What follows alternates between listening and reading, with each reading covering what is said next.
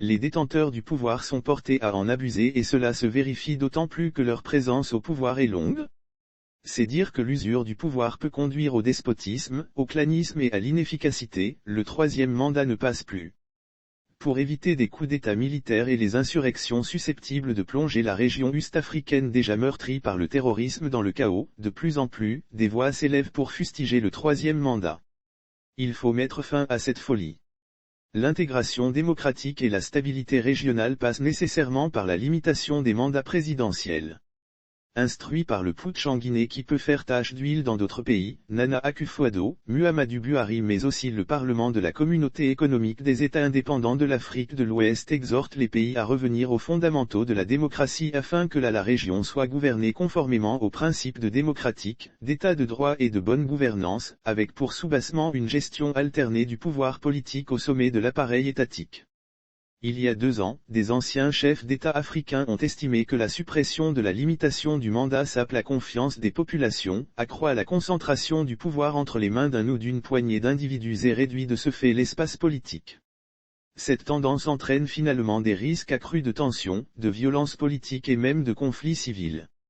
En 2015, la Commission de la Communauté économique des États indépendants de l'Afrique de l'Ouest avait décidé à Accra au Ghana, d'imposer l'alternance démocratique dans les 15 pays membres, à travers l'examen du protocole sur la bonne gouvernance et la démocratie qui exigeait que tous les États membres harmonisent leur législation afin de prévoir un maximum de 2 mandats présidentiels. Tous les dirigeants avaient approuvé cette décision sauf un certain Faure Gnassingbé.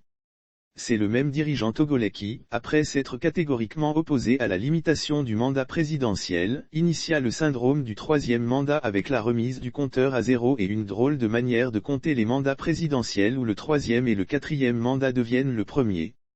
Cette pratique antidémocratique qui a pris corps à Lomé et s'est étendue dans d'autres pays, est mal perçue aujourd'hui dans l'espace communautaire. Le 12 octobre dernier, le Parlement de la Communauté économique des États de l'Afrique de l'Ouest, Communauté économique des États indépendants de l'Afrique de l'Ouest, a organisé à Wimba au Ghana, un séminaire de haut niveau sur les systèmes électoraux en Afrique de l'Ouest. En marge de cette rencontre, le président ghanéen Nana Akufo-Addo a appelé à l'interdiction du troisième mandat, seule manière selon lui d'éviter de plonger la sous-région dans l'instabilité politique. À maintes reprises, le président nigérian Muhammadu Buhari est aussi monté au créneau pour rappeler ses pairs à l'ordre. Il les a exhortés au respect des règles démocratiques et a également insisté sur la nécessité de garantir des élections libres, justes et crédibles. Pour lui, c'est être le socle de la démocratie qu'il faut soutenir dans notre sous-région, de la même façon que le respect de l'état de droit.